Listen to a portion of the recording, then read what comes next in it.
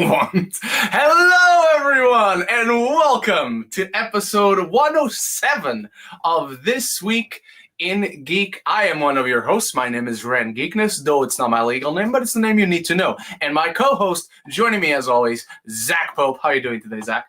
I'm doing terrible, man. How about you?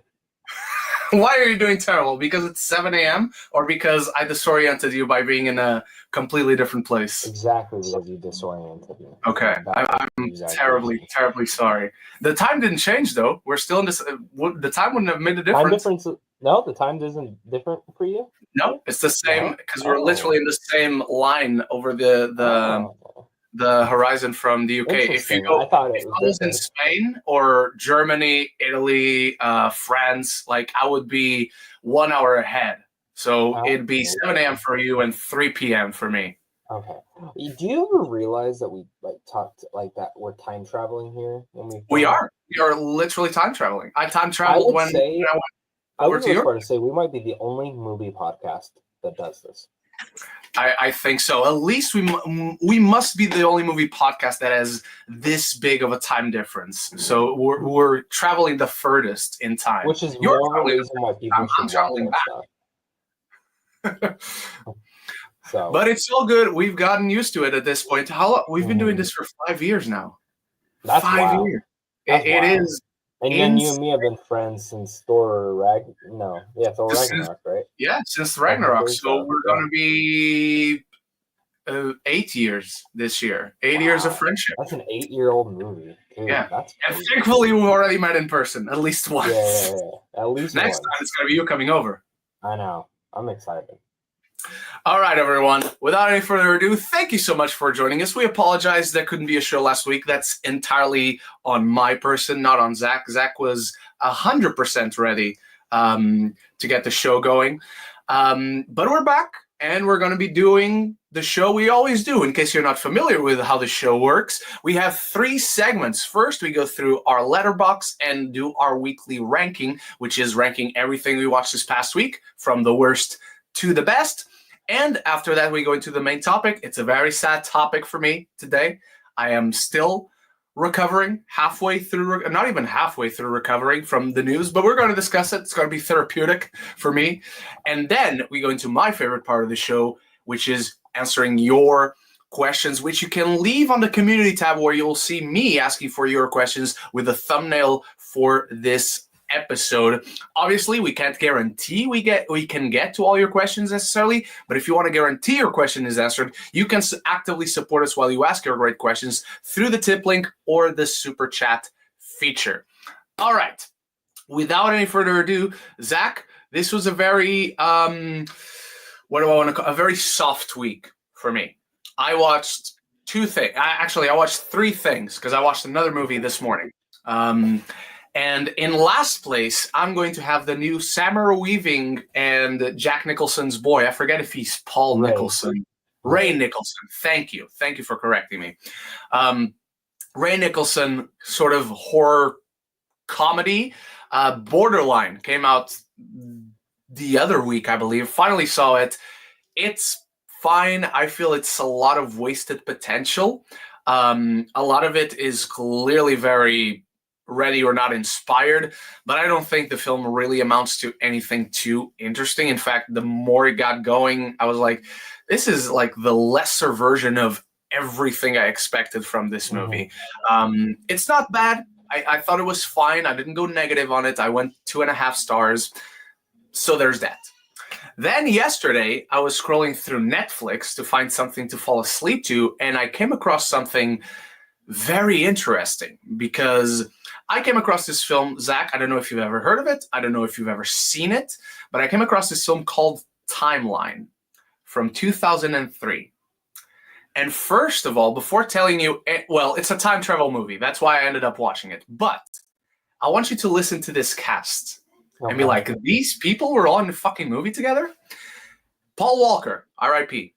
Gerard Butler, Billy Connolly, Frances O'Connor, David Thewlis, Anna Friel, Neil McDonough, Matt Craven. It's one of those guys, you might not recognize the name Matt Craven. If you search him up, you'll know exactly who I'm talking about. Ethan Embry, Michael Sheen, The guy from The Matrix who plays the the French guy, Lambert Wilson.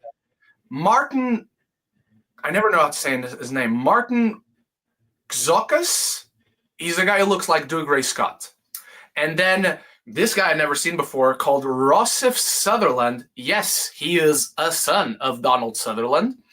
And it's an insane cast, but then get this, Zach. The director, Richard Donner, which I only realized when the credits started rolling. And it's a fine movie. It's a group of scientists that end up going to the past through this time travel machine, through this wormhole, and they go to 1357 France. And it's a cool movie. I won't remember it by the end of the year. I'll be like, oh yeah, I watched that movie. And it's fine, but it's time travel, so I really enjoy that shit. On top of that, easily my number one of the week. I finally caught up. And no, we're not talking Snow White. I haven't seen Snow White yet. I do want to see Snow White. Novocaine.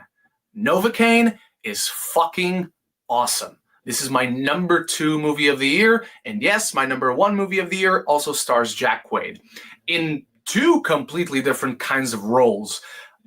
He has this everyman quality that is so earnest about him. His charm plays into the comedy so well. The physical comedy is excellent. The violence is gnarly and nasty and all kinds of awesome. And again, it stars Jack Nicholson's son, Ray Nicholson, which I wasn't expecting. I had no idea he was in this movie.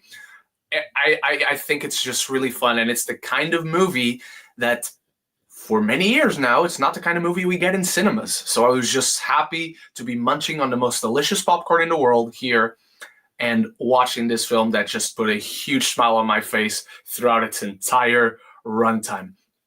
You know what I want them to do with Novocaine going forward? So Please. If they decide to do sequels, Please. which is good, I don't want them to do another action film. I want them to do different genres with the fact that you cannot get hurt. Or, I don't think you can do sci-fi realistically, but no sci-fi, you just something different. First. Yeah. But I do really like that. I mean, you could do a sort of genre blend every time where this one, it plays very much like a straight up rom-com until the action starts. Mm-hmm. So you could do, and given how the movie ends, no spoilers, but you can always do like a rom-com, I don't know, adventure film or a straight up rom-com or a rom-com horror of some kind. I would think just watch a rom-com with them. They were so... Yes. I need Jack Quaid to be in 1,000 rom-coms going forward. I think genuinely he could give a revival to the entire genre. And I mean revival as in being released in cinemas. Not Netflix, not Prime, no streamers. Put it in cinemas. I think this guy... Let's get Celine Song to direct another 3-way movie next with Jack Quaid, Glenn Powell, and... Adrian Arjona. Okay, there you go. Margot Robbie. No, Margot Robbie. Why am I? I'm stupid. Margot Robbie. Yes. This movie is awesome. If you haven't seen Novocaine, it's amazing. For my UK peeps, the movie is still not out yet. In fact, Zach, I was watching the movie in the cinema at the same time my UK friends were at the press screening. Because the movie came out here at the same time it came out in the States the 14th, right? I think so. Yeah, it was like last week. In the UK, it only comes out this upcoming week on the 28th. So kind of insane and stupid, but it's a really fun movie.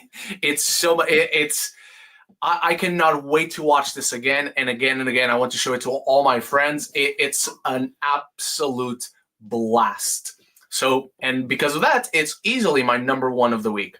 Zach, what do you got? At my bottom, Death of a Unicorn. Still fun. I liked it. It was whatever, though. I kind of expected a little bit more. To be honest, it's actually very mainstream. Like, easy. Like, it doesn't go weird. It doesn't go crazy.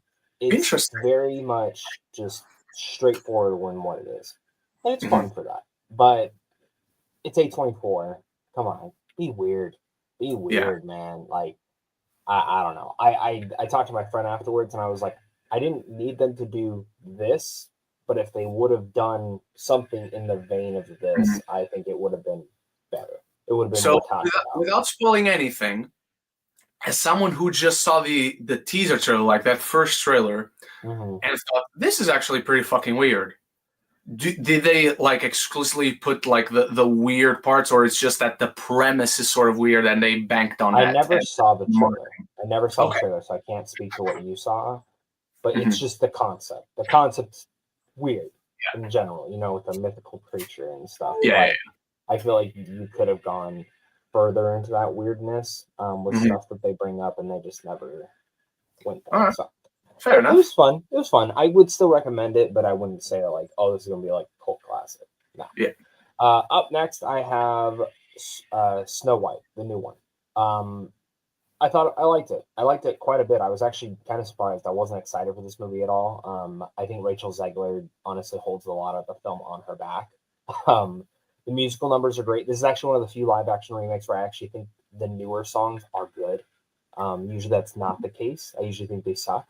A lot of the older songs are actually reimagined, and I actually didn't mind that. But put in the contrary, I am not a fan of the original Snow White and the Seven Dwarfs. I think it's very overrated. I also think Snow White as a character is terrible. Before I saw this movie, she was my least favorite Disney princess. My least Oh favorite. wow. After seeing it, she's not the bottom anymore. Because they did stuff with her character that made me appreciate it.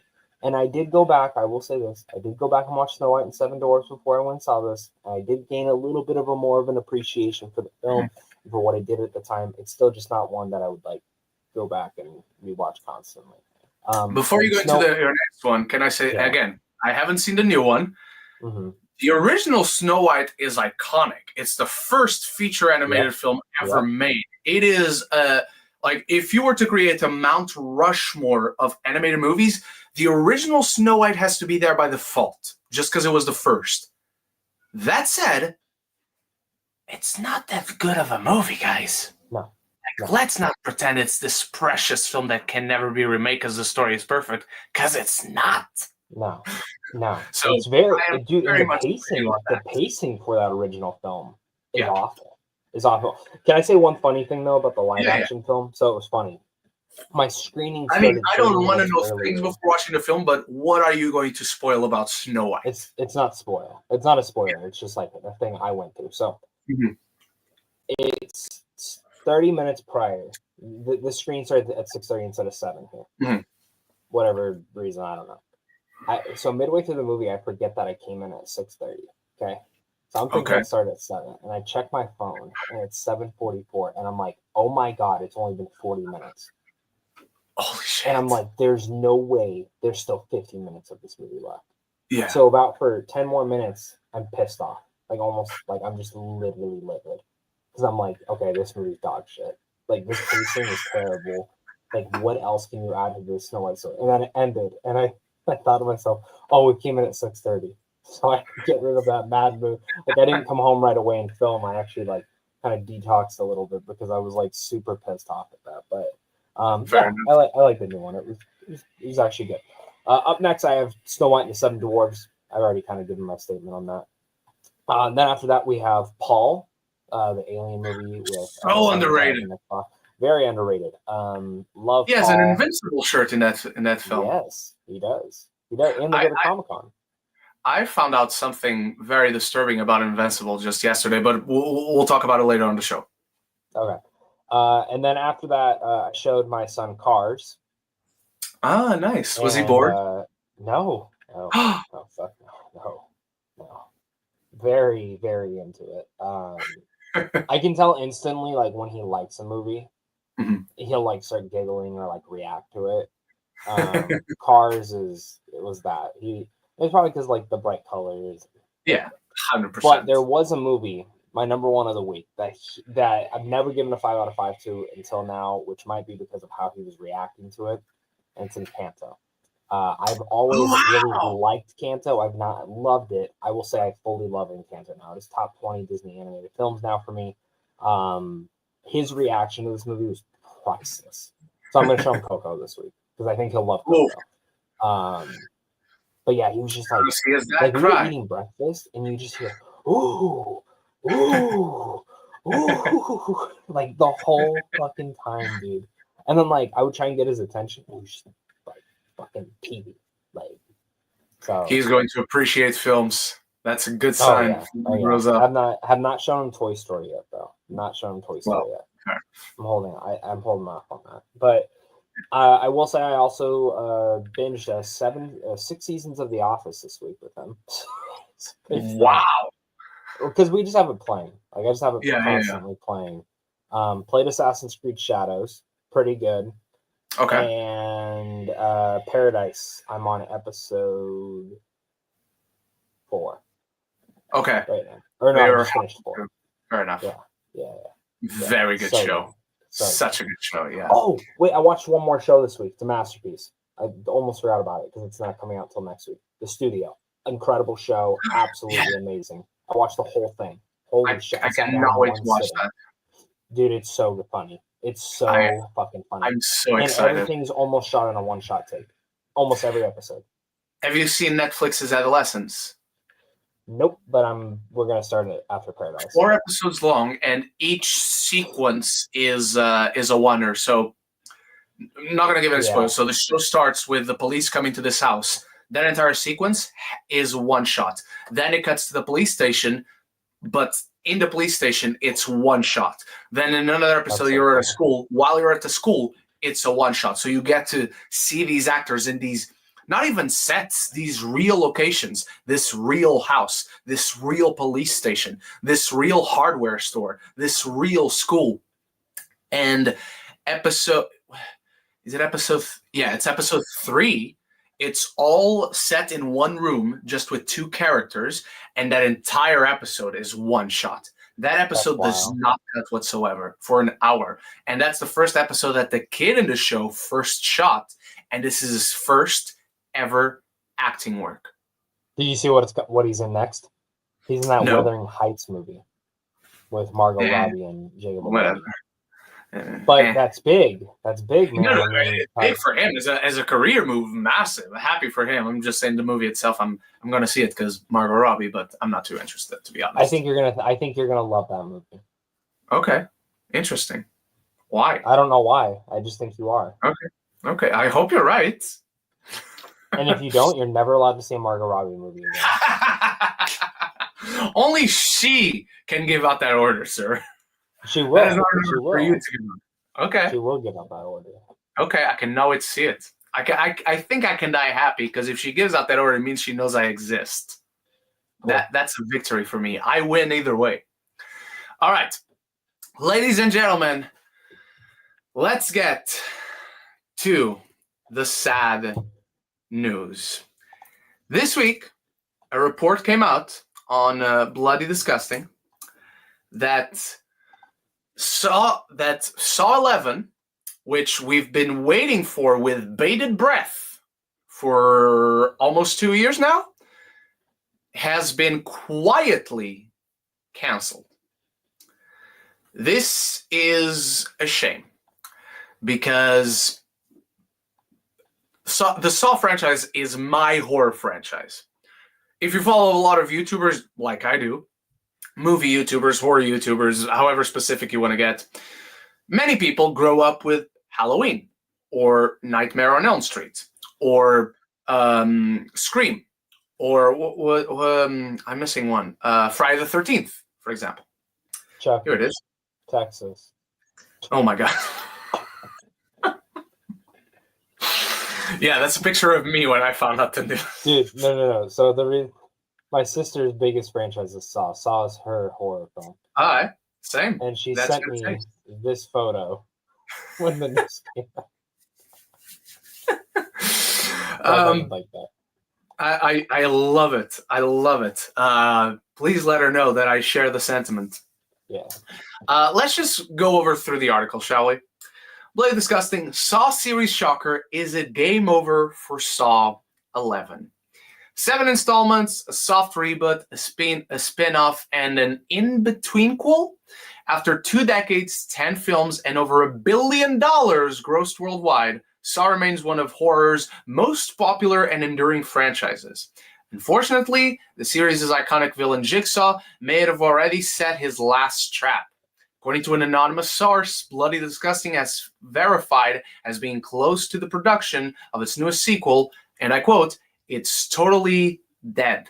The source tells them it's 100% over almost a year now. After the commercial and critical success of 2023's Saw X, or Saw 10, Lionsgate announced a Saw 11 with a teaser image and a September 27th, 2024 release date.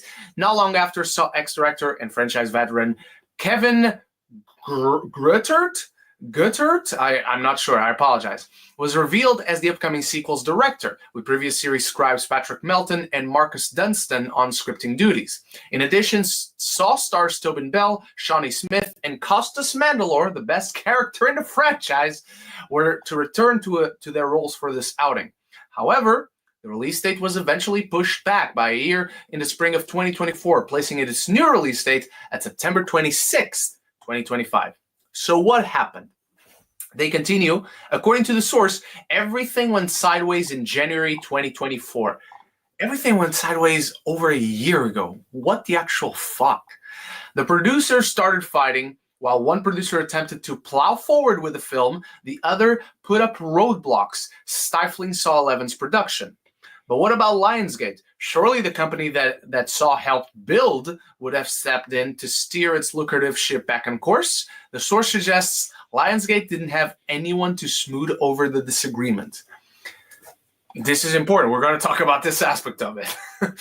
As it stands, the series still has a number of dangling plot threads or strands left to be tied up. With Saw 11 effectively canceled, so too is the franchise, robbing its fans and creators of a proper ending. We had a proper ending because none of these movies are set after Saw 7. So, but not that softens the blow anyhow. But robbing its fans created a proper ending. What becomes of the series after this? The insider notes that the franchise might sell somewhere else, but it will likely start over if so, which is very true and very fair. In the end, Jigsaw was thwarted, not by cancer, Jesus Christ, or a circular saw to the throat, but a persistent plague to creativity and filmmaking, as the source concludes. And this is a great quote to end on. Greed and ego won. Is this game over?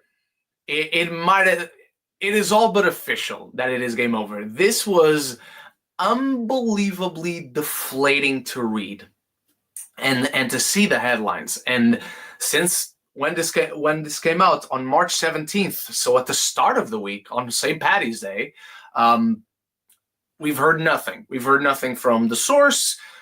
Bloody Disgusting didn't have any follow-up. T.A. Jar didn't say anything. Variety, The Wrap, Deadline, studio didn't come out. Directors didn't come out. No producers, Tobin Bell, Shawnee Smith, Costas Mandylor. No one has spoken about it. Is that a good sign? I don't think so. Is it a bad sign? Not really, I guess. I mean, how much worse can things be than it's dead? This really sucks for me. Like I said, Saw is my franchise. I just said my best friend came over to dinner last night, and one of the formative films in our friendship is Saw. We watched the first Saw together here in this room, and then we rented all the other ones that were out by the time we saw that at Blockbuster, when Blockbuster was still a thing. And then every year when it came out in cinemas, we went to watch the Saw movies. And as much as I adore Saw, again, it is my favorite horror franchise, they don't always have the best movies. I like the resolution that it comes to in Saw 7, but Saw 7 is not the best movie in the franchise. And then we had these strange attempts at revitalizing it with Jigsaw, which is god-awful, and Spiral, which is god-awfuler. And then we had Saw X, which is arguably one of the strongest, if not the strongest film of the franchise. I rank it right behind the original. It is that good of a film. And it made good money because these films are cheap. Not as cheap as they used to be, thankfully, but they are cheap. And now, suddenly, when you had that momentum, and somehow they can't figure out what to do with the franchise, how to move forward, this is when fans And critics and the box office all come together to say, Saw is good again. Now is the time where you can't figure out? After trotting out sequels one year after the other, if they were a television show in the original run of the franchise, it makes no sense in my brain how this could happen now. And like the article very astutely points out, what about Lionsgate? Do they not want their investment rewarded? Like, this is the franchise that helped build the studio. This is the franchise that was as bad as the movies could get, as bad as the reception could be, as bad as the returns on the box office were diminishing. They were still profiting a lot with the Saw movies. And yet Lionsgate didn't send anyone to smooth things over while these two producers were fighting. These two producers are clearly more concerned with fighting and bickering and bantering with each other than, hold up, let's make money on this. Which was what makes the whole greed and ego won. Greed didn't win. Greed lost, because if they were actually greedy, they would have made a movie to make money off of. Even if it was awful, which, if you ask many people, they will argue a lot of the Saw films are already awful. Not this idiot, though. They were going to make money. They are definitely not making money if there are no more movies coming out. So it is really, really sad, because there's something so alluring about the mythology that they built throughout this franchise. And as inconsistent as the overall quality of movies can be, the mythology is always what brought people back. Even when people thought the movies weren't that good, it's the mythology. Is how does this connect? And because of the timeline is all inverted and twisted upside down and inside out, there's something fascinating about this franchise and how they built it out and how they expanded upon it. And now it's gone. And Ren now has to attach himself to a brand new horror franchise, which I'm going to attach. 100%. It's the other horror franchise I grew up with. That's what my sister is too. Final Destination. I randomly watched Final Destination 3 one evening as I was channel scrolling in this room right here. I'm like, what the fuck is this? And I've been in love ever since. And again, not all of them are the best movies. But I think what attracts me, because I like Saw, because I like Final Destination, and because when those movies were coming out, I was really into the escape room movies, even though I've never been to an escape room myself.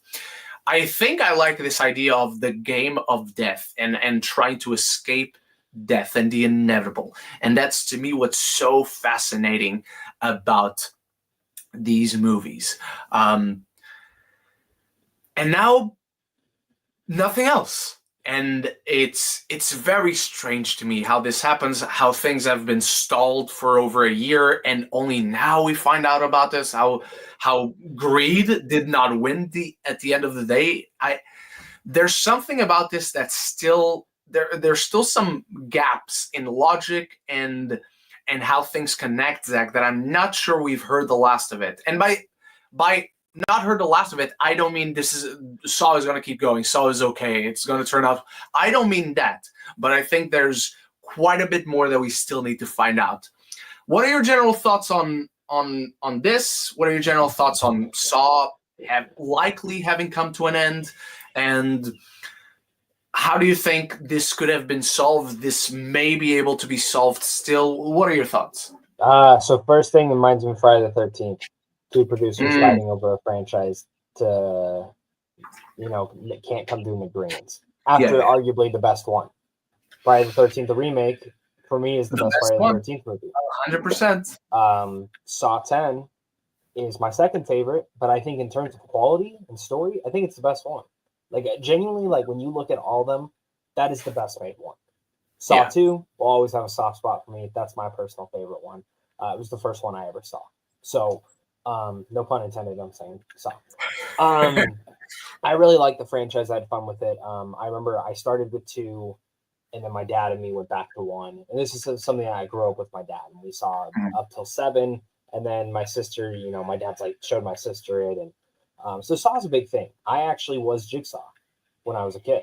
My dad got me the mask, the tricycle. That was my Halloween costume one year, and that mask scared the fuck out of me, so it hid in the closet majority of the time.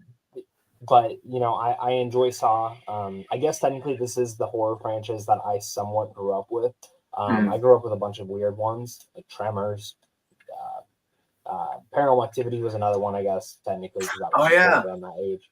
Conjuring, but Saw was that general one, and it's sad. It's sad that two producers can't figure it out. But I will say, and I don't know exactly where this report comes from. It seems like one producer was like pretty adamant, like this is the idea we should go with, and the other producer was nope, but gave no other insight to what exactly. Create a problem, but did not provide a solution. Yeah, where the other producer's like, okay, well, how about we just still pay you the same amount of money and we just make this movie? And he's like, nope. There's been I was reading some rumors about the idea they had, and I don't want to get into like political stuff or anything that's kind of in the current climate, so won't bring it up here, but apparently that script had certain things in that. The other producer was very much against that in terms of what they were going to go after. Whatever may be true, whatever may not be. If it is dead and they end up selling the franchise, whoever gets this, I hope to God it's not a Netflix. I hope to God it's not a streamer. I really hope it is someone, which is crazy to me, because is it the producers that are going to sell it? Or is it Lionsgate that sells it? Yeah, I have my question. Because if it's just the producers, the Lionsgate will probably just buy it. Yeah. Who do you think should buy it, or rather Lionsgate. Would buy it? I think Lionsgate should honestly own it. But if not, honestly, and weirdly enough, I can't believe I'm actually saying this, I think Sony. Oh, wow. They're the safest one because they are going to put it in theaters. They will put it in theaters. That's my only thing. But don't count out A24 or Neon swooping in to buy the rights. I wasn't even thinking in Neon, but I like that. And I will say right now, if Neon buys it, Osgood Perkins makes the next one. Yeah, 100%. 1,000. I haven't even seen the monkey. Nicolas Cage is the new Jigsaw. Yeah. Hey, I want to play a game. Yeah, but they will remake the whole thing. They'll recast. Yeah, it'll start over 100%. And as much as I love this Saw continuity, one of the other things is, if another studio buys it, of course you have to start over. Yeah. Because as much as it's Saw, I'm not against it. I'm not against it if they do, because Saw 10 ended in a way that if I never saw it again, I don't think I need to. Yeah, it would be cool to see Hoffman come back and kind of get that like little bit of gaps filled. Yeah. I don't need it though. I genuinely do not need it. Oh. I think just because if you go to a new studio, and even now having been this long since Saw 10 came out, and we're still waiting on Saw 11, Tobin Bell isn't getting younger.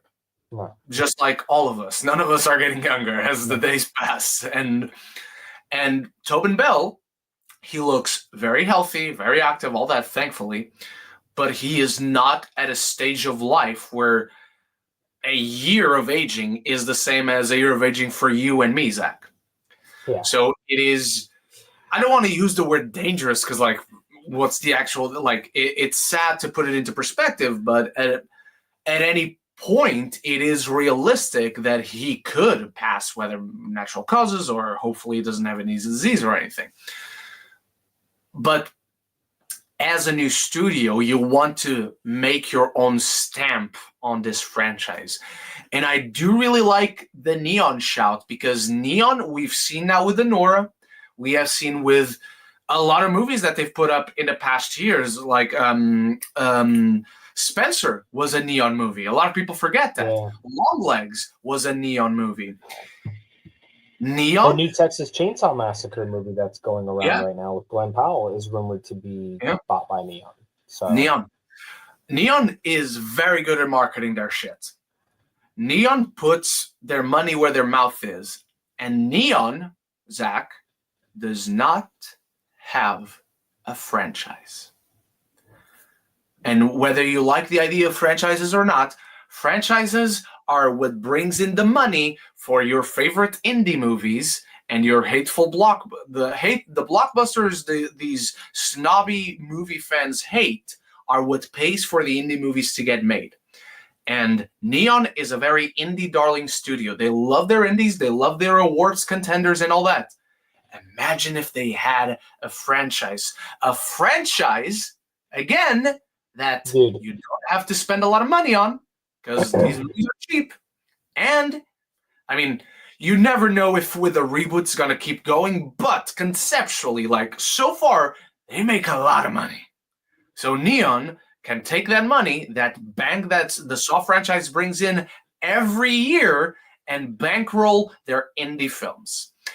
So I think that's a very good shout.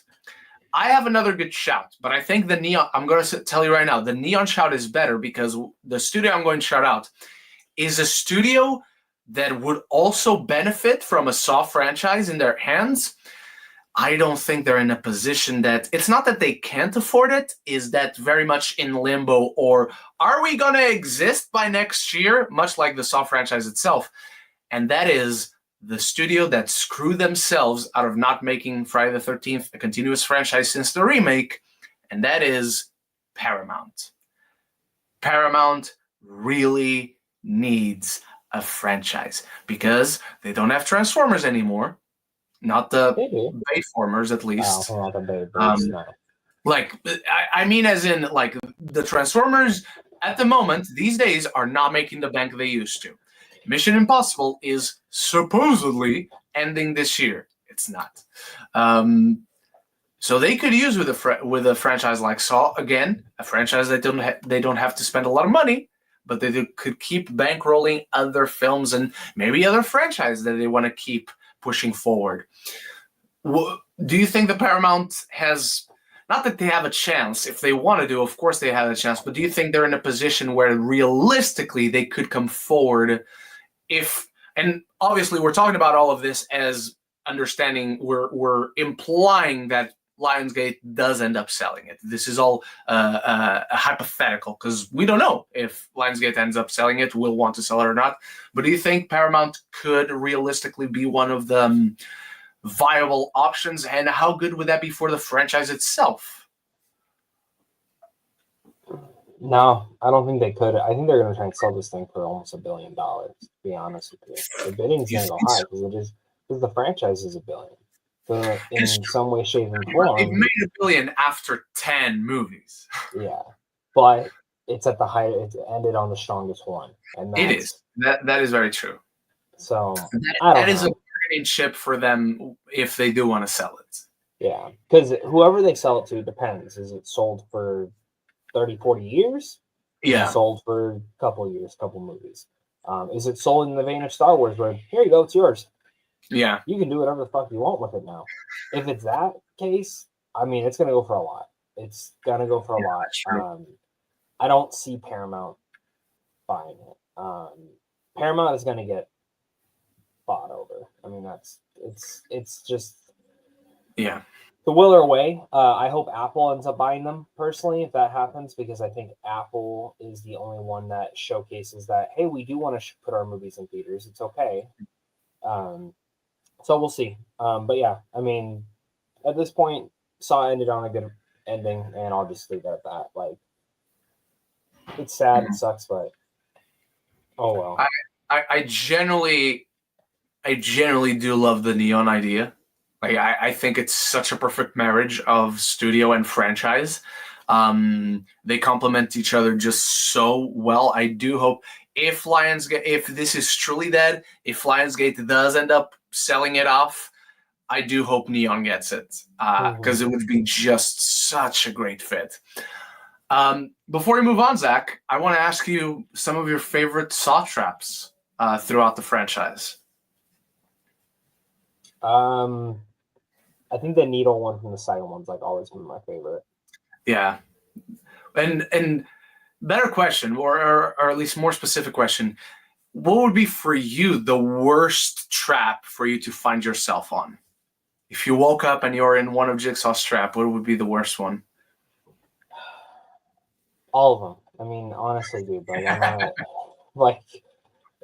Here's the thing, I can't hear that well, so I'm gonna ask him to repeat the instructions like 7 times. Mm-hmm. Fair enough. So I'm gonna die either way. What about you? There are many traps that I look at it and they're cool to watch in a movie, but like I would die, like for sure. But there's one trap there, but all those traps would be like I'd probably try to survive. Like I could get by, I could maybe get to almost winning the game. There is one trap. If I woke up in it, I'd be like, okay, I just have to wait it out because I'm gonna die because I can't do this. Is the opening trap in Saw 2. The trap where the guy has a contraption around his head that will close up and there's all these spikes that go through his head. But to find a key, the key is behind his eye. So he has to cut his eye open and get the key from it. I'd be like, nah, I'm dead. It's fine. It's okay. I have no shot. Even the guy with the rings in Saw 3, where he has rings on his ankle, rings on his wrists, rings on his elbows, a ring like here on his lip. I'm like, it's going to hurt, but I'm going to try it. But that trap with the eye, it's fucked. I wouldn't be able to do it because nothing touches these motherfuckers. Like, nothing should be close by these motherfuckers unless I want to, like my hand pointing to myself. Anything else, anyone else, nah, stay away from my eyes. They are precious little things that should not be touched. Yeah. So that would for sure. I believe the guy who was on the trap in the movies was Michael. And I'm sure like all the other traps, that trap has a name, but I don't remember that trap's name. So yeah. I would fucking die at the opening of Saw 2. I wouldn't make it too far into the franchise, unfortunately. But those are our thoughts on the unfortunate passing of the Saw franchise. Let us know what you think. Are you happy? Why are you happy? Are you sad like me? Do you think there's a chance this keeps going? Do you think it is for sure over and it is being sold off and Lionsgate just screwed the pooch on this one by not sending anyone to Smoother, which is still like an insane thing to say out loud. The studio that didn't back themselves into keeping their moneymaker going. But anyway, all right, everyone. With that out of the way, let's get into your questions. Remember to leave any questions on the community tab, but if you want to guarantee they will be answered, let us know through the tip link in the description or the super chat feature because it supports us. It supports the show and makes it easier to keep the show going. All right. Jack Alexander starts us off with, other than Superman, what DC projects are you most looking forward to over the next few years? And are there any that you have no interest in? Easily for outside of Superman, easily it's Supergirl and Lanterns. Those are the two that I have my eyes on. That every bit of news right now that comes out, I want to see it. I want to know because I want to keep feeding the hype for when those eventually come out. Are there any that I have no interest in? The Dynamic Duo movie that they announced is very... Just give me a solo Red Hood movie. Just give me a solo Nightwing movie. In fact, give me a Batman movie first with the Bat family. Well, it's the fact that it's not canon. Why oh, is it not canon? No. So this is the thing right now. It is not canon right now, but James Gunn is trying to figure out a way to make it canon. That's not how you figure out your canon. That's literally what he said at that like last conference they did like a couple weeks ago. That just sounds okay. See, this just validates my point. This is the one that I'm like, what are we doing? Why are we not just focusing on a Batman movie, establish the Bat family, and from there give us a Red Hood, from there give us a Nightwing, and from those two movies give us a Dynamic Duo, which, by the way, it is such a generic fucking name. A Dynamic Duo. That could be any two people on Marvel, on DC, an original from Paramount or from Universal. Like, why dynamic duo? Like, they've never been known as, there's never been a comic that stars the team-ups of Red Hood and Nightwing that's called a dynamic duo. So maybe it is a placeholder name. Yeah. What's that? I think it's just a placeholder. I don't think it's there. I hope so, because, like, really, that's the title for your awesome superhero movie with two heroes that have never been adapted to the big screen? It's just so strange. It makes no sense to me. All right, Zach, what's next? I didn't even get to answer the question. Oh, I'm really sorry. Go for it. Forgetting about me. It's the time travel. It's the Batman Part 2. Does that count? That's a DC project, right? Or no? Yeah. He asked DC. He doesn't ask DCU. You're right. Number one. But if you're speaking just on DCU, I'm really interested in Clayface. I'm really interested in this Bane and that's film that's rumored. There's a Teen Titans film that's rumored. Swamp Thing I'm very interested in, but that's like basically just out in the ether, they said. Yeah. When What's-His-Face is ready to come and direct it, we'll be ready to make it. But like you said, I want another Batman film. I want not just Pattinson's. I want a Bat family. Make it a Bat family. You've already announced it. I will tell you this right now. I think there's a reason there's been no development on that film. I think the next thing James Gunn is directing is a Superman and Batman film. World's finest. 1,000%. I think that is going to be our introduction to Batman. Which is funny because... So do you think they introduce a Batman in Superman? Yep. And that somehow hasn't leaked? Yeah. I think... I will tell you this. I would not be shook if the end credit scene of Superman is Batman. I would be shocked. I wouldn't be disappointed, though. Oh, it'll be leaked or announced beforehand. But I think that's when we'll see it. And I think the sequel to Superman will be World's Finest. It's funny to me because then people will be like, he's stealing from Zack Snyder. Batman. Zack Snyder was the blueprint. Yeah, so. Yeah. I don't know. That's going to suck. Yeah, maybe even Sergeant Rock will be cool if I get G.I. Robot. You know what? That's another one. Why the fuck are we doing a Sergeant Rock movie?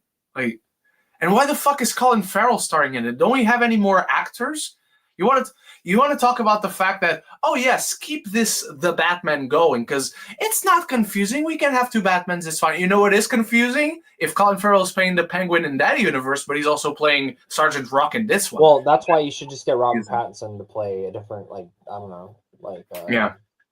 else. So. Imagine Robert Pattinson playing the Batman, but then also playing Booster Gold in the DCU. Yeah, I still believe that rumor that Kumail Nanjiani was playing Booster Gold. Did you see what happened? What's going on with Booster Gold? That's another one I was excited for. So apparently it's on the back burner because the original writer and showrunner they had ended up just not wanting to do it. Which I heard was Danny McBride. I heard Danny McBride was going to be the showrunner and writer of it. That is a strange choice, to be honest. I love Danny McBride. I love Righteous Gemstones. I love him too as a performer. I don't know how good he is like as a showrunner. Have you ever watched his shows? I know he stars in shows. Has he showran anything? Dude, yeah. Righteous Gemstones, Eastbound and Down, Vice Principals. Does he showrun that? Pretty sure he does. He's the lead writer of all those. Yeah, he's the lead writer of all those. Okay, I had no idea. Oh, okay. Interesting. Yeah. Generally didn't know. I know he stars. All those shows are basically him and his college friends making those shows. So very much a Seth Rogen situation. Yes. And they're great. I mean, they're great. If you've never... Righteous Gemstones is the best one. And this year. So you should watch it. But next question. Nathan Holton, will you be going to any WWE events this week? Yes, I actually will be. In my backyard. I'm going to throw down with my kid and throw him on the floor. I am considering going to a live event in Birmingham later this year, and I am waiting for them to announce a London pay-per-view in 2025. Because they're definitely coming to London. I would love for Survivor Series to come to London. That would be fucking insane. But yeah, I'm just waiting on a pay-per-view, and whenever another pay-per-view comes over, I'll definitely try and go to. I'm aiming to go to that one. Nathan Holton also asked, "Have you watched From TV series?" No idea. I heard this show is incredible. right. Incredible. It's on MGM only. The MGM Plus. We don't have that. Oh. So you probably have it on something else then. Yeah, if we do have it anywhere, it's definitely somewhere else. But no, I've not even heard of this, to be honest. You should look it up. Look it up. All I right. think it's right up your alley. I haven't even watched it yet. I've only seen like one episode, and it was really good. Okay. It's really good. All right. What's next? Thoughts on WrestleMania announced fights so far? I think they're all shit. I think it's a terrible choice, and honestly, just terrible. Tell me your favorite fight out of all of them. I can't pick one direct one. I just think they all look awful and sound awful. So yeah, but the one with Cody Rhodes could be good. Cody Rhodes versus John Cena versus bad guy John Cena versus Winter Soldier John Cena. Bald spot John Cena, yeah. Not anymore. He's covered it up. Oh, okay.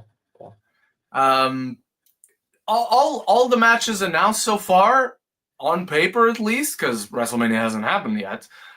Awesome. Great card. The build, two of them have had great builds so far. The other two, not really. Like, particularly the matches. No, there's 5 matches or 6 matches now announced.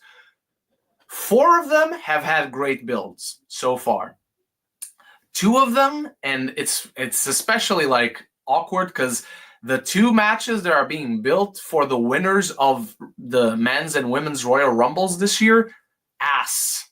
The builds have been ass for both of these matches, which is a shame because it's not a fault of the talent whatsoever. But yeah, I'm still counting on the matches themselves being great. It's going to be a great show. It's just the build for the Tiffany Stratton Charlotte match and the Jey Uso Gunther match of not good. All right. Why isn't the new Looney Tunes film not in the UK? I don't know. Ask Warner Brothers UK, man. I don't work for them. No, Catch Up Entertainment. Or that. Ask Catch Up Entertainment UK. I've seen the film. I saw the movie over a month ago. So, didn't see it in cinemas, though, unfortunately. Zach, do you have any? And so I don't skip you. Do you have any answers for this? Why is it not in the UK? You are the man with the answers. Well, no one likes the UK. Well, we do have shitty weather there, to be fair. All right, what's next? Thoughts on the 4th anniversary of Zack Snyder's Justice League? Could you ever see something like this where fans push for a cut to get out there in film history? Talking about a different cut? You're talking about? No, it's done. That's it. But awesome that he did it. I love the movie. Yeah. I don't have many other thoughts. I don't have many thoughts on the 4th anniversry because happy 4th anniversary, I guess. Didn't even realize it had been 4 years. I don't even know the exact date when it came out. It was in March. It was in March. Oh, it was in March. Cool. Mm-hmm.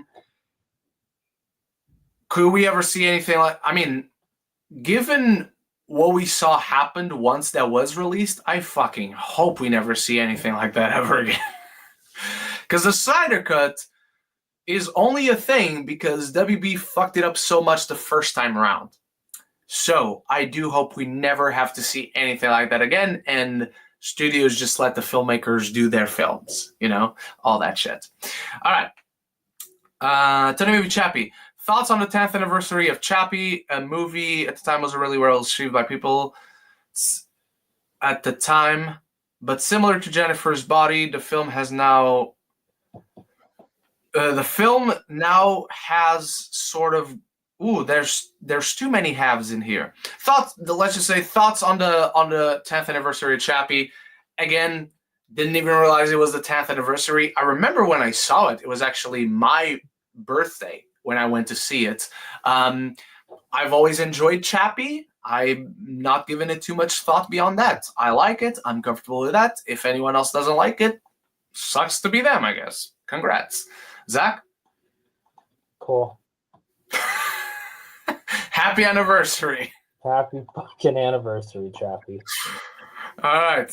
Next one is for you, so go ahead.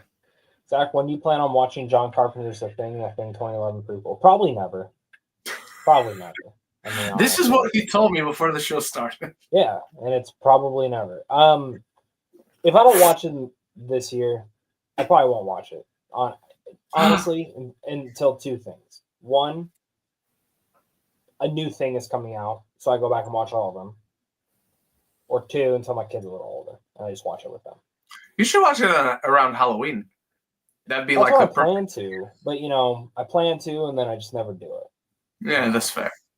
But yeah, those are the two most realistic reasons. Yeah.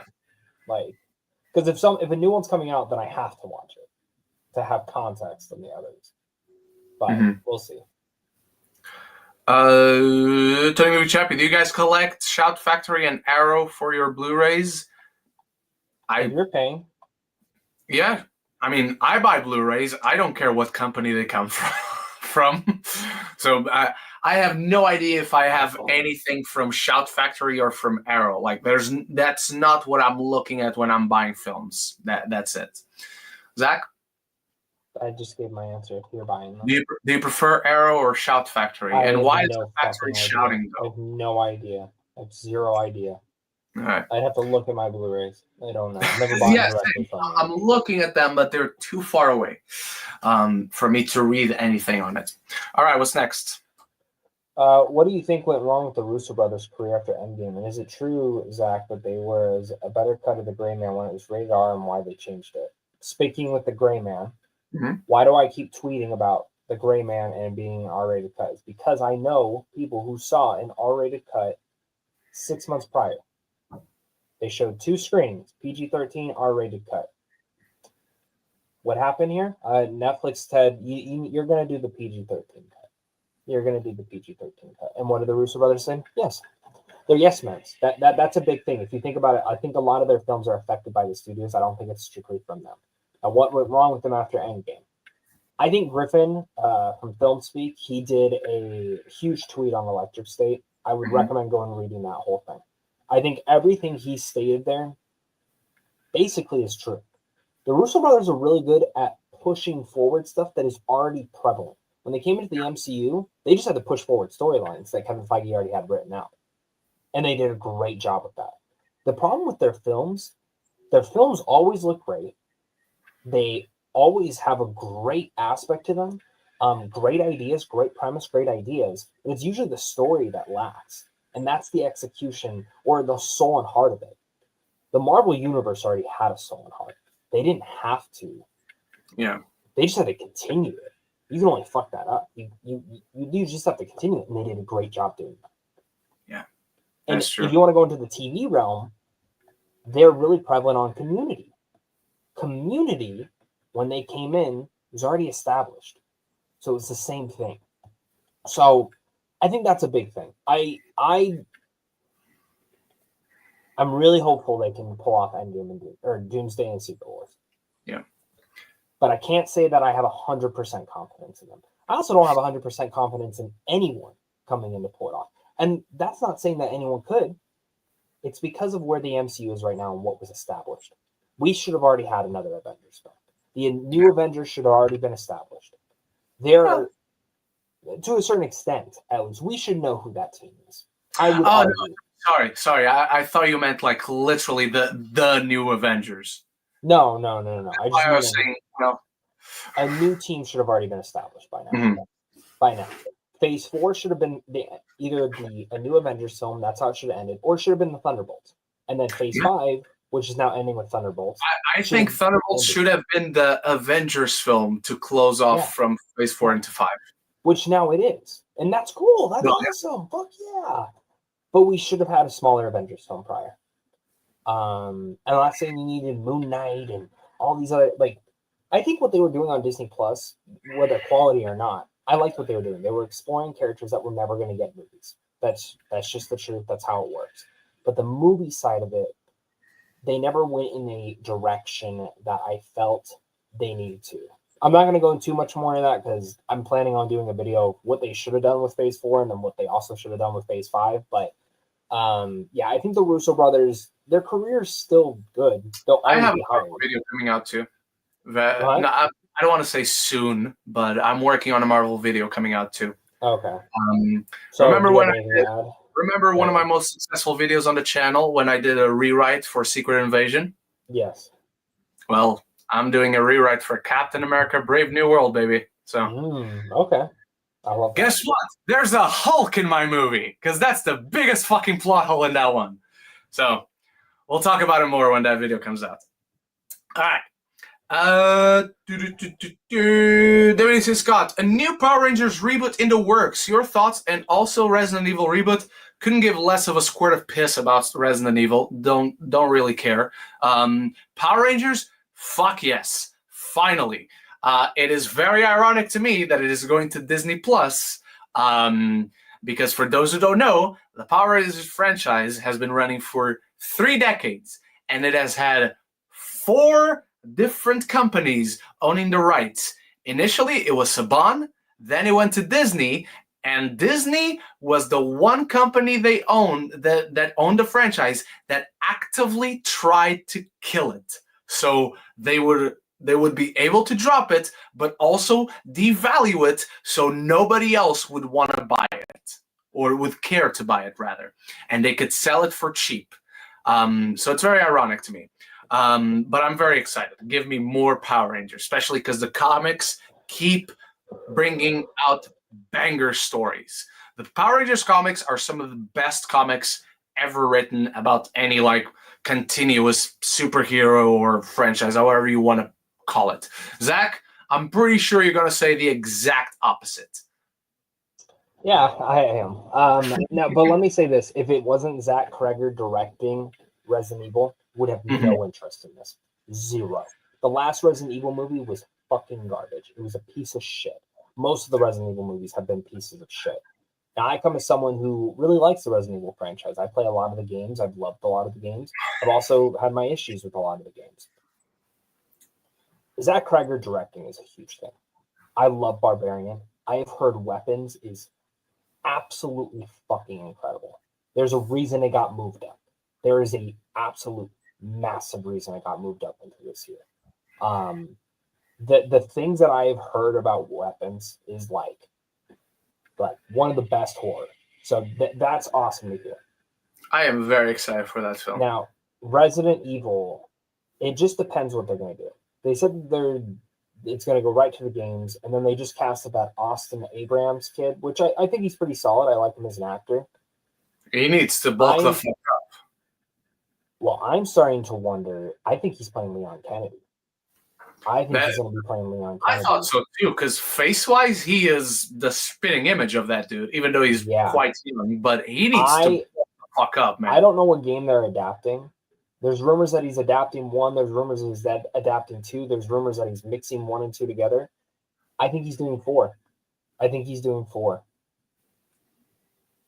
All right. I don't know what that means, but okay. I've never played a single one of these games, so I genuinely don't know. All right, what's next? Tony Movie Chappie, after watching How to Train Your Dragon trilogy recently for the very first time, I really liked it. And how do you feel about the live action remake that comes out? I know someone that's seen it. I know someone that's seen the live action remake.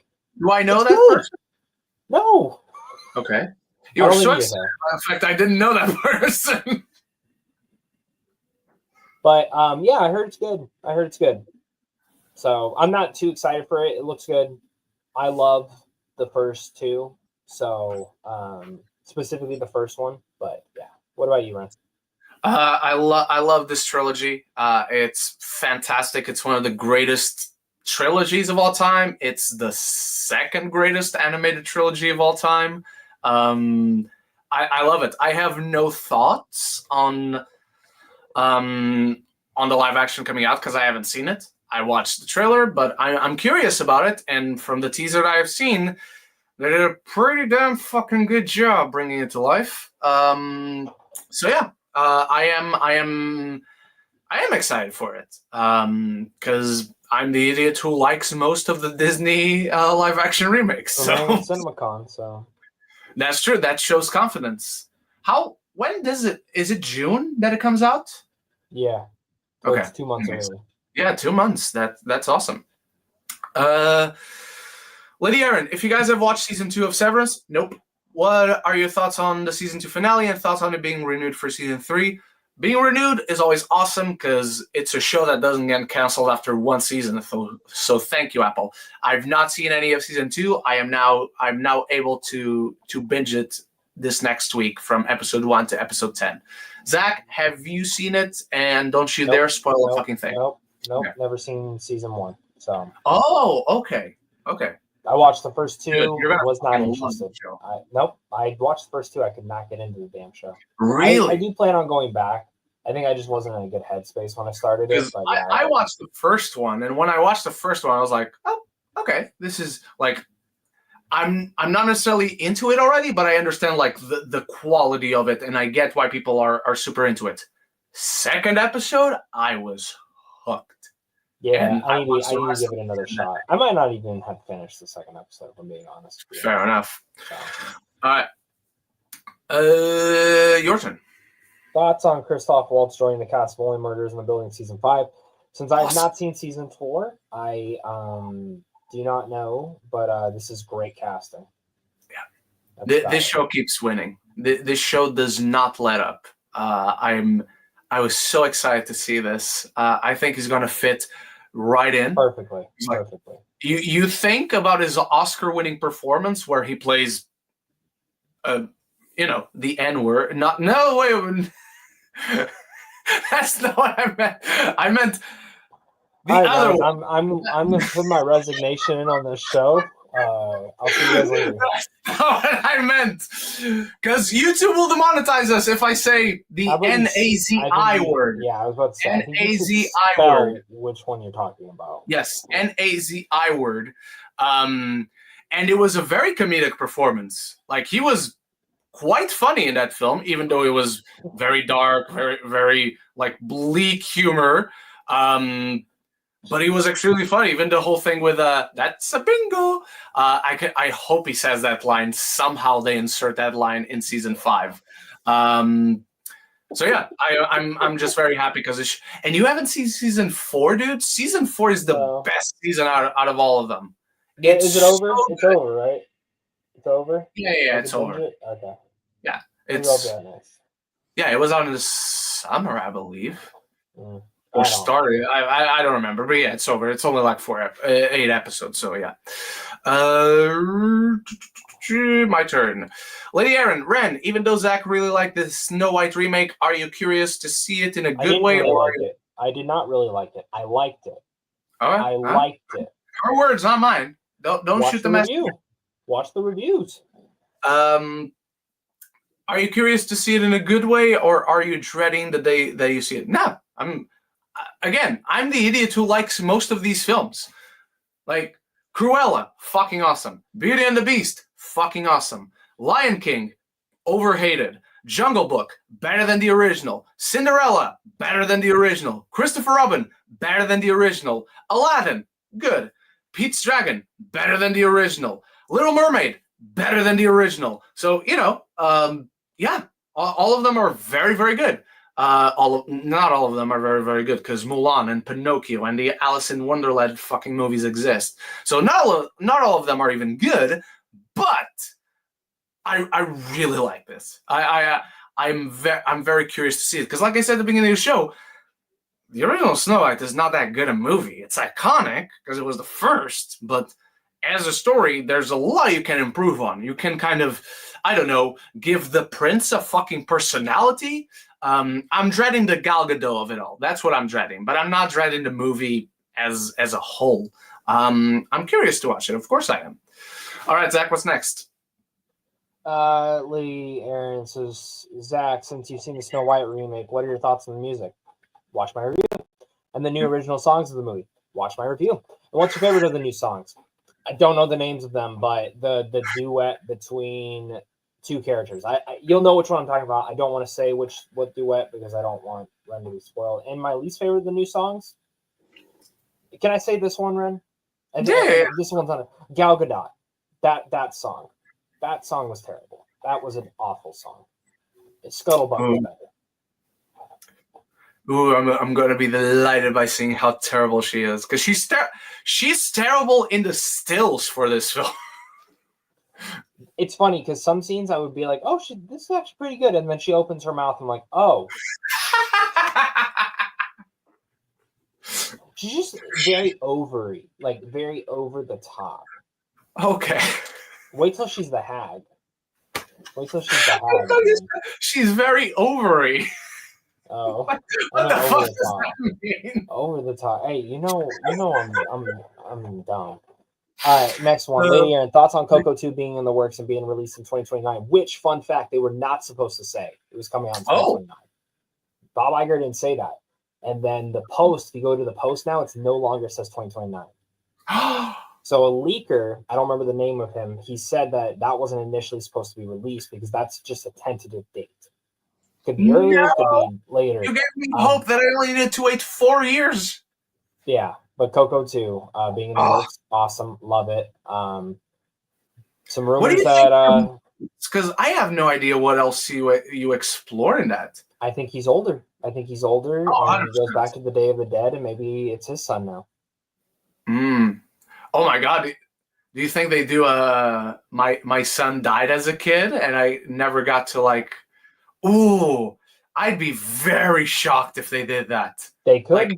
Like, extremely shocked. They could. I always say this. I know people are a little bit disappointed in Pixar pushing out these sequels, but I still believe Pixar as that studio will only make a sequel if they believe in the story. Yeah. All their sequels have been that way. Until I'm proven otherwise, it's what I'm going to believe. It's what I'm going to think about with Toy Story 5. It's what I'm going to believe with this film. And you have the original creator coming back, Lee Erklich. He left Pixar and he's coming. Yeah, he's coming back to do the movie. So that's big. That leaker though said he was shocked that they didn't announce one other sequel, and he posted a GIF of Wall-E, and then made statements saying this is probably way further out, but I fully believe that this will get a sequel. That is the sequel that I've always said they should have made, because that is the sequel with the most potential out of all of Pixar's catalog by far. So that if that does end up happening, that's fucking awesome. Yeah. All right.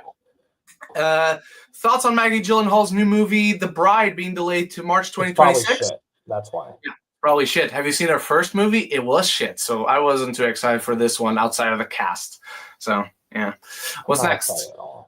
Lady Aaron, thoughts on the new trailer for Ballerina if you've seen it? I actually did watch it. Guys, I watched the trailer and did a reaction to it. Guess what, guys? I didn't. I've seen the teaser trailer. That's all I need. So there you go. It's literally almost the same information. Like maybe a couple different action scenes, but a little bit more of Wick. I'll say that. A little bit more of like showing what Wick is doing in the story. That's what. Okay, definitely don't want to say watching a movie. I wish I didn't know what it was. Yeah. See, I know I made the right choice now. All right. Eric Thorpe reviews. Been a hot minute since I've been able to catch the show, so sorry if you guys may have discussed this already. Unforgivable, Eric. Absolutely unforgivable. Exactly. What are your thoughts on what will happen with the Bond franchise now that it's basically owned by Spectre? Is there any hope? Look, until they have actively, we've seen like whatever they put out for the Bond franchise, and it does ruin it, there's always hope. Hope springs eternal, as they usually say. Am I confident? No, not at all. But until I actually see them drowning the Bond franchise in a pile of shit, there is hope. At least the way I see it. But I'd be lying if I told you I'm excited. I'd be lying if I told you I'm optimistic. I'd be lying if I told you I'm hopeful. But I know hope is still out there for it. That's all I'm saying. Zach? That way you said. We can't judge until we see. They're going to make shows. They're going to make movies. They're going to do spin-offs. Let's see what it does. Maybe we get an Ana de Armas spin-off from No Time to Die. Yeah, who knows? So, I don't know. You're next. Amy Scott, have you seen the official reveal for Mortal Kombat 2? Yes. And Daredevil Born Again already in production? Yes. Season 2, yes. Yes. Season 1 is most definitely not in production anymore.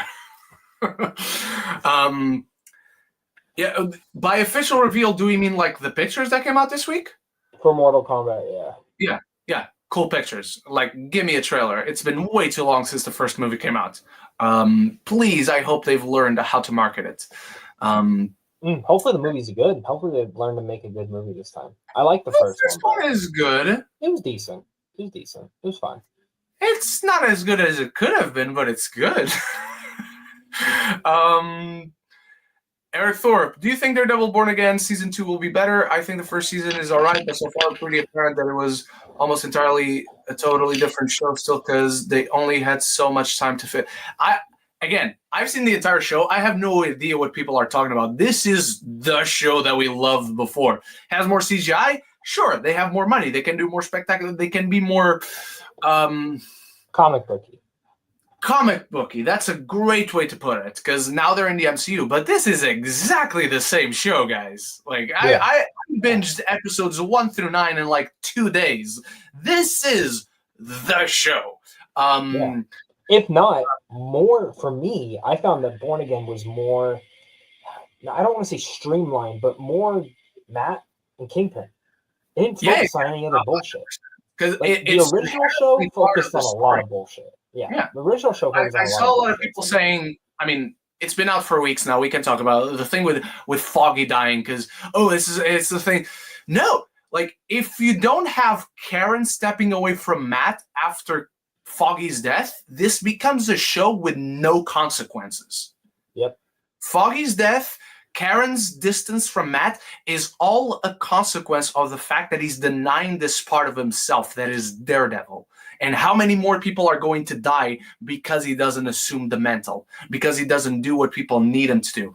This show is so intimately written. It understands characters so well. So I genuinely do not. It's like we're speaking a different language when someone tells me it's not the same show. Like, it literally is. New era for the show? Sure. Have years passed like in the show that the characters are in this new phase of?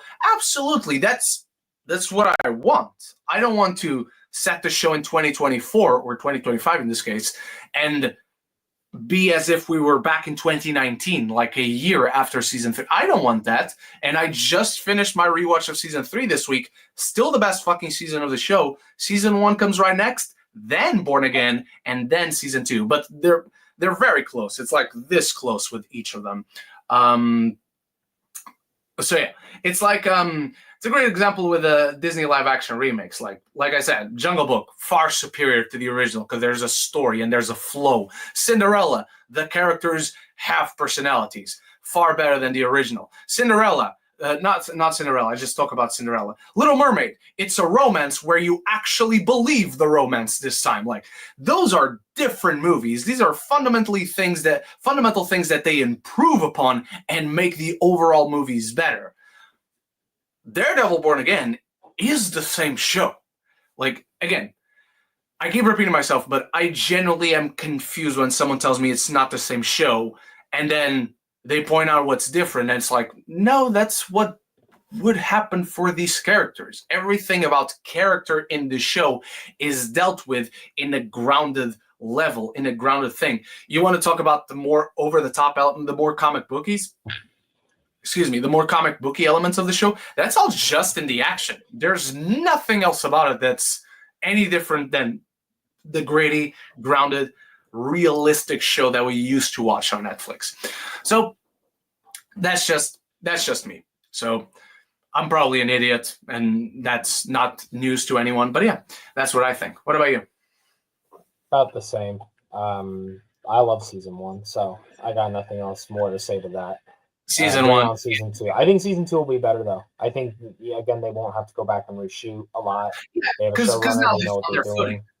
Yeah, they know what they're doing now. Yeah, 100%. Let me just refresh, see if we have any more questions. And no, that's it. We're going to finish off with our good friend Eric Thorpe. And that is it. All right, everyone. Thank you so much for watching. We'll be back next week. I promise you that. We will have a show next week back on the London set. So enjoy this while you have it. Zach, what do you got coming up this week? A Warfare review, the studio review, and a Last of Us video. I'm talking about the 10 things that need to happen in season 2, or 10 things they need to basically do. So, what about you? I don't think I can post about any of the things that I've gotten access to this week, but I'm watching 2 very highly anticipated shows at the moment. Well, one of them I'm not watching yet, but I'm getting screeners this upcoming week. The other one I've not started, but I already have them, and they both come out in April. And yeah, I'm excited for both. The entire world seems to be excited for both. So I'll see you when I reviewed those. So until the next one, ladies and gentlemen, love each other and love the movies. Bye-bye, everybody. See you later.